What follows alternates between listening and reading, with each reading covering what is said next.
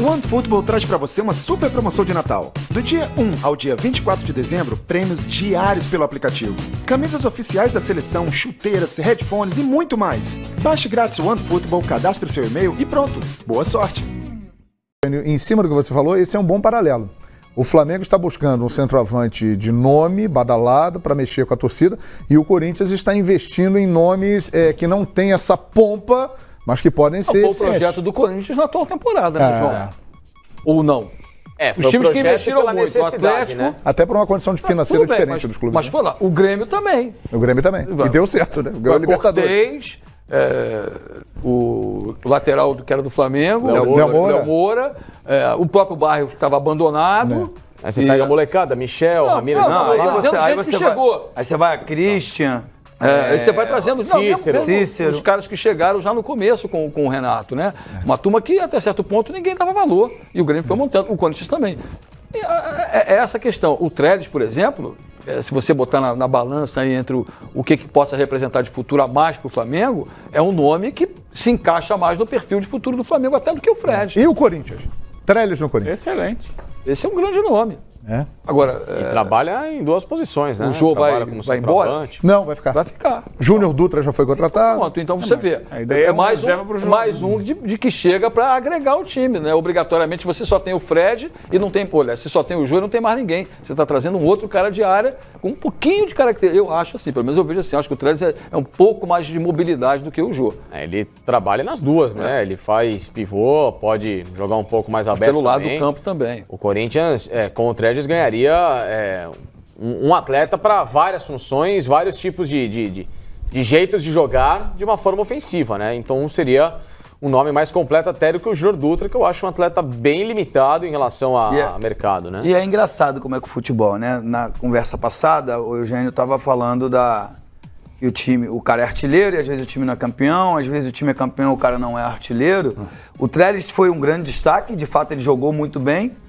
E o Vitória fez pontuação de queda, só não caiu. Quase não caiu. Sim, mas mas é engraçado. A perspectiva do clube no campeonato é diferente. Sim, eu não estou discutindo, mas o que eu estou discutindo é que a performance independe da posição do time na competição. Não, o Fluminense ele foi bem. Não é isso que você quis dizer? Não, o que eu quis dizer anteriormente é importante que o jogador funcione para o time, não só para ele. O time não pode funcionar para o jogador tem que funcionar para o time. E dentro do objetivo do Vitória, no momento que o Trellis chegou, ele não participou do campeonato inteiro e passou a ser um jogador dentro de campo, ele funcionou muito bem para o time.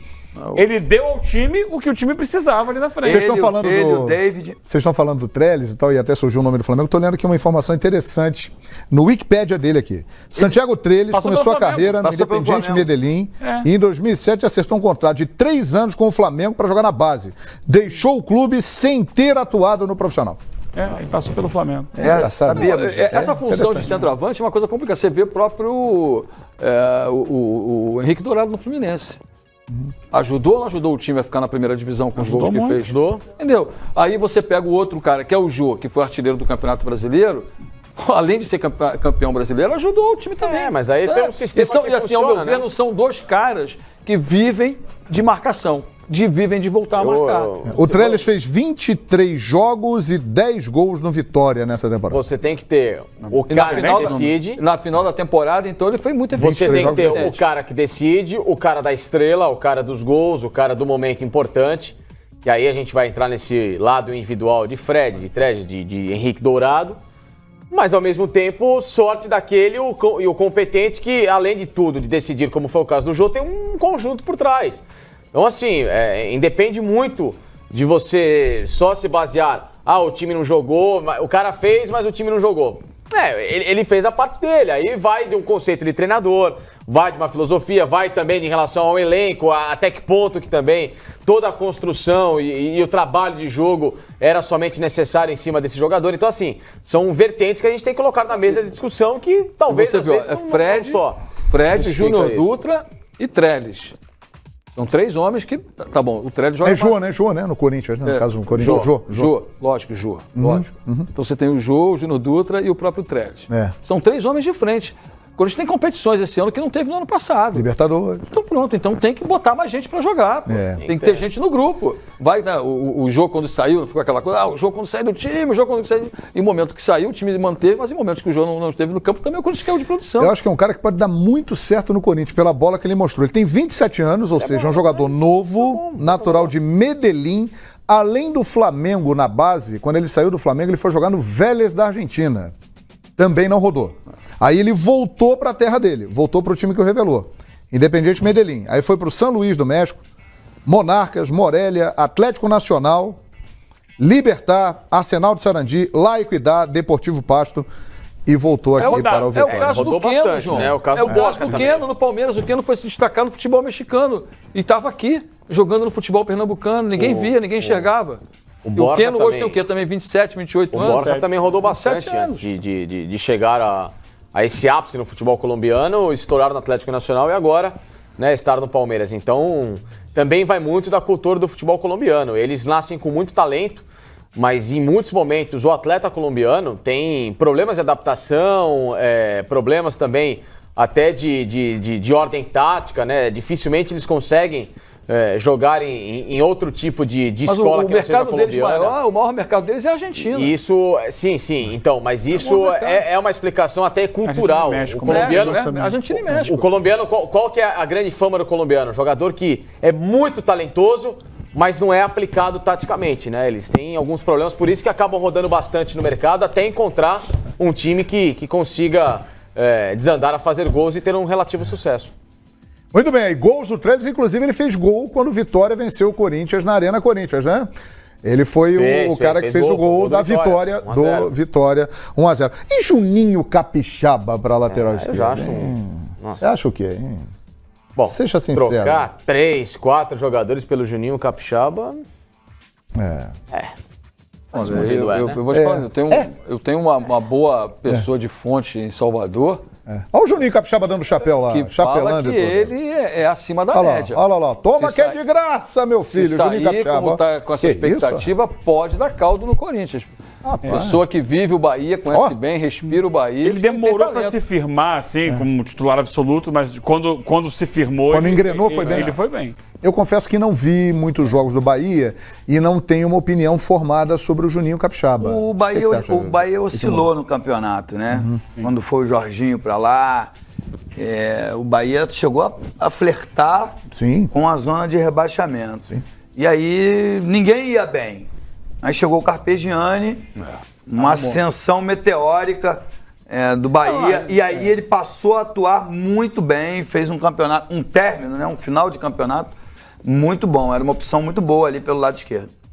Acho que houve jogadores que se destacaram desde o início do Bahia, mas que oscilaram. O Zé Rafael foi muito bem.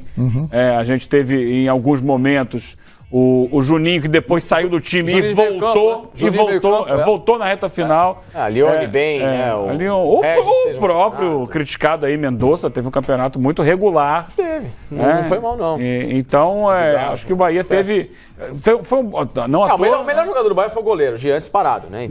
O Zé Rafael foi muito bem também. Zé Rafael foi muito bem. Foi bem. Mas o Jean mostrou ser um jogador do nível superior. De um nível de clube grande. De chegar, por exemplo, como ou nível até internacional. O Jean é o jogador do Bahia hoje, em termos assim, do que desempenhou ao longo do campeonato, de receber uma proposta do São Paulo e não sentir um peso de camisa.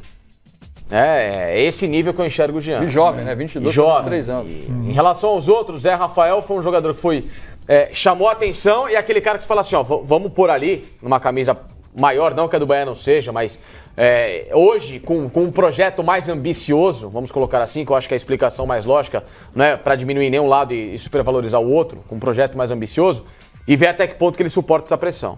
Então eu acho que é um atleta que vale. O Juninho Capixaba, ele terminou o campeonato bem, mas eu enxergo ele mais do mesmo em relação àquilo que o próprio Corinthians tem de elenco. Muito bem, Juninho Capixaba é de Cachoeiro de Itapemirim, por isso o apelido, Juninho Capixaba. Tem só 20 anos, hein? Moleque. Da terra do rei, né? É conterrâneo do rei Roberto Carlos. É uma aposta também, né? Já que o cara, ele não confia no Moisés. O Moisés. Então... O menino do Oeste tem emprestado pelo Oeste. Tem o menino do Oeste. Eu sempre gostaria de fazer essa pergunta ao treinador. Porque ele ia me responder que não tem ninguém lá na base com condições de assumir a titularidade e por isso ele está indo no mercado buscar alguém que eles pelo menos se destacou no jogo contra ele. Pode ser que não seja unânime o nome dele, mas se está sendo pretendido pelo Corinthians, tem qualidade. É porque é um pedido do Carille. Lógico, lógico. O Corinthians flerta aí, João, rapidinho, com o menino que era do Atlético de Madrid, o Guilherme Siqueira, que está em recuperação de lesão em Florianópolis.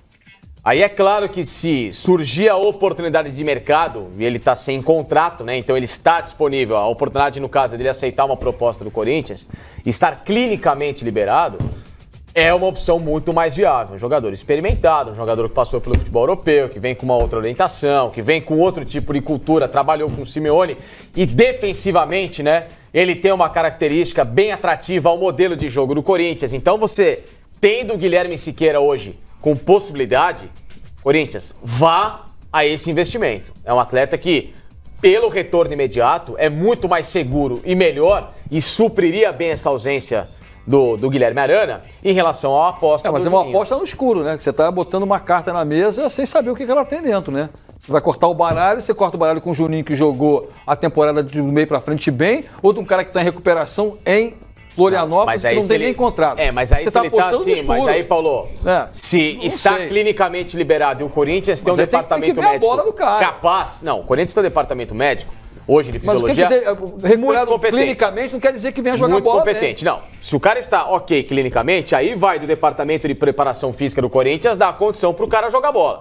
Bola e experiência ele tem. Muito mais que o Juninho, que você fala assim, pô, tem um cara que jogou no Atlético de Madrid, foi titular, vice-campeão europeu, né? Trabalhou com hoje um técnico que é renomadíssimo em sistema defensivo, porque acabou se machucando e tem o Felipe Luiz. Então, assim, pra ser banco do Felipe... Então, tem o Felipe Luiz, mas tem que ter outro lateral, João. O Real Madrid tem o Marcelo. Tudo bem, mas é aquela coisa. Hernandes, né? Então pronto. Você tendo um cara com essa experiência no mercado, ele se machucou, né? Complicou a vida dele, né? Pra mim, valeria a pena. Muito bem. E olha, o que vai valer a pena também pro corintiano, o mercado da bola... É isso, Hepta. A fonte é o Hepta aqui, que sabe tudo do Corinthians.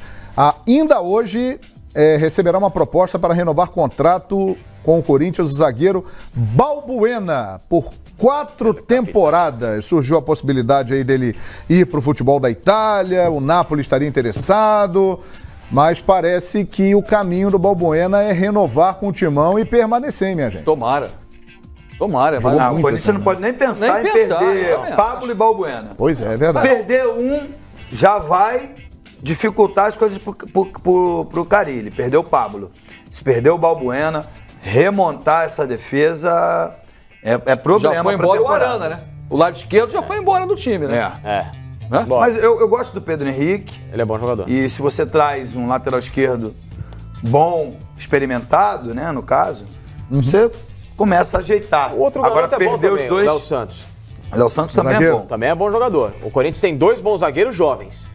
Isso é importante. O Corinthians consegue também agora, Edmundo, né, ter suprir essas carências pelos bons jogadores da base, porque o Osmar Loz, e é o auxiliar do Carille, era o cara que treinou toda a base do Corinthians nos últimos 3 anos. E ganhou todas as copinhas possíveis e imagináveis. E outra coisa, você traz 2 moleques da base com a força de 2 caras que foram titulares na defesa, que foram campeões com experiência. Né? Você vai adaptando a nova geração àquele estilo do jogo que o time já tinha com 2 titulares absolutos, o próprio Pablo e o Balbuena pelo lado direito. Isso facilita também quem está subindo da base. Não pega, entra no fogo, no sufoco, como muitos clubes acontece. Você pega o cara da base, bota lá. O Fluminense mesmo passou por isso na atual temporada, sem nenhum zagueiro. Quando o Henrique machucou, então, era um Deus nos acuda da defesa do Fluminense. Era uma teta jogar contra o Fluminense, porque a turma da base vinha sem experiência. É verdade. Atenção!